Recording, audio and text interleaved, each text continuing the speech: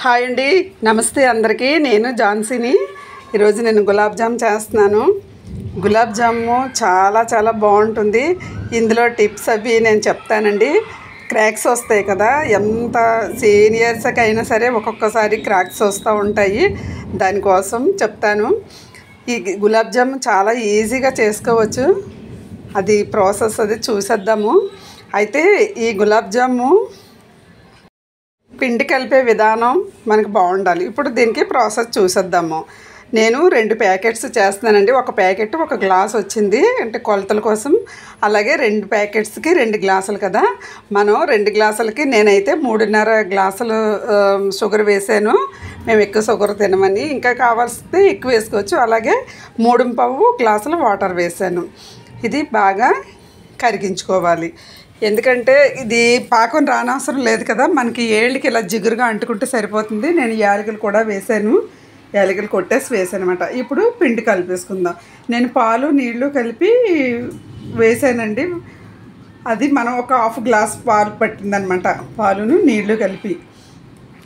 అది మనం వేళ్ళతోనే పిండాలి, పిసకాలి బాగా పిండిని. అలాగా ఇలా చూడండి. ఇప్పుడు తడిగొడ్డేసేసి పక్కన పెట్టేశాను. ఒక 15 మినిట్స్ ఉంచాను. ఇక 1/2 గ్లాస్ పట్టిందనమాట నాకు. అంతే. ఆ కలిపే విధానం బాగుంటే మాత్రం క్రాక్స్ అవి రావు. ఇలా ఇప్పుడు చూడండి, ఇలా వస్తుంది కదా. 15 మినిట్స్ ఉంచాను కదా. ఇప్పుడు కొంచెం కొంచెం ఉండలు తీసేసుకొని చేసుకుందాము.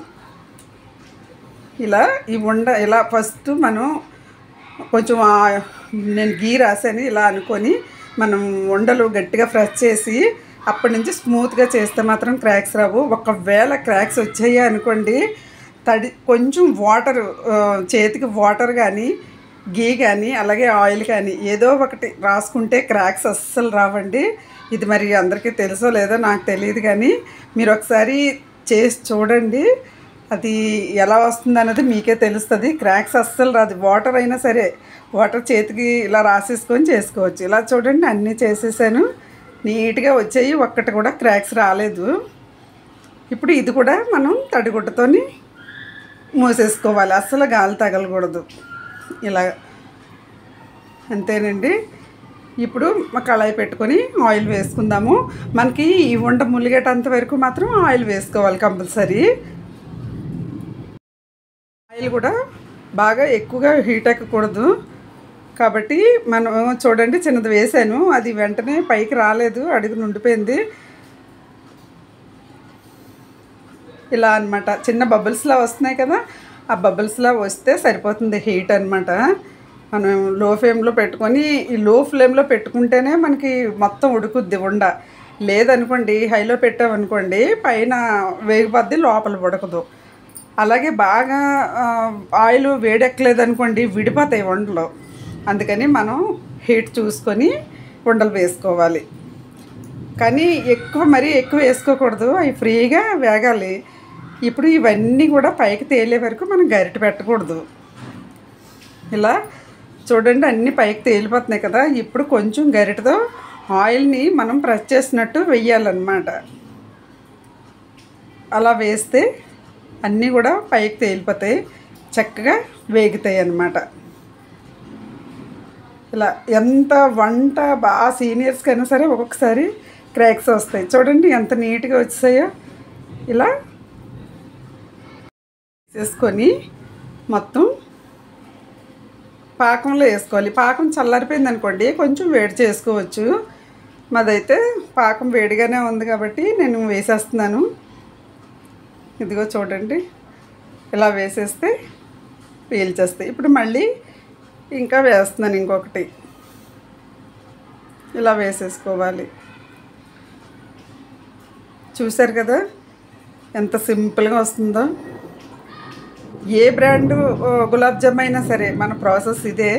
చేతికి నేనైతే ఎప్పుడూ కూడా చేతికి గీ రాసుకొని చేస్తాను. గతంలో అయితే నాకు ఒకసారి నా 20 ఇయర్స్ బ్యాక్ ఇలాగే క్రాక్స్ వచ్చేస్తుంటే ఇలాగే వాటర్ రాసి చెయ్యాలని ఎవరో చెప్పారు. అప్పటి నుంచి నాకు తెలిసింది. తర్వాత నుంచి వాటర్ కాదు అని గీ రాసుకొని నేను చేస్తున్నాను అన్నమాట. చూసారా ఎంత నీట్గా వచ్చేసాయో గులాబ్ జాము.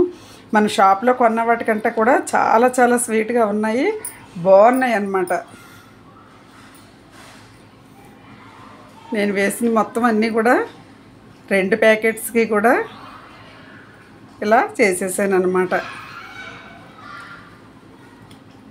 మనకి స్వీట్ ఇంకా ఎక్కువ కావాలనుకుంటే ఒక గ్లాస్కి 3 గ్లాసులు కూడా వేసుకోవచ్చు. నేనైతే ఒక గ్లాస్కి 2 గ్లాసుల చొప్పున వేసాను, పావు తక్కువ 2 గ్లాసుల చొప్పున. చూడండి ఎక్కడ కూడా క్రాక్స్ రాలేదు. ఇలా చేయండి, చాలా అంటే చాలా బాగుంటుంది. ఇదిగో గిన్నెలో వేస్తున్నాను చూడండి, ఒక బౌల్లో వేస్తున్నాను. చాలా చాలా బాగున్నాయి కదా, చూడటానికి ఎలా ఉన్నాయి. మన చిన్న చిన్న ఫంక్షన్స్కి, బర్త్డే ఫంక్షన్స్కి, ఇలాంటి ఫంక్షన్స్కి ఇలా ఇంట్లో చక్కగా చేసుకొని తింటే బాగుంటుంది. ప్రతిదీ మనం షాప్లో కొనుక్కుండే కంటే. నా గులాబ్ జామ్ నచ్చింది కదా అందరికీ.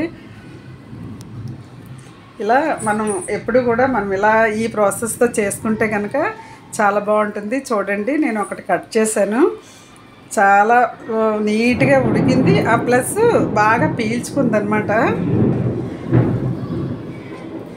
నోట్లో వేసుకుంటే కరిగిపోయేలా ఉంది అసలు, నిజంగా చాలా చాలా బాగుంది గులాబ్ జాము. మీరు కూడా ఇలా చేయండి. నా వీడియో నచ్చిందా? నా వీడియో నచ్చితే కనుక లైక్ చేయండి, సబ్స్క్రైబ్ చేయండి. Thank you so much.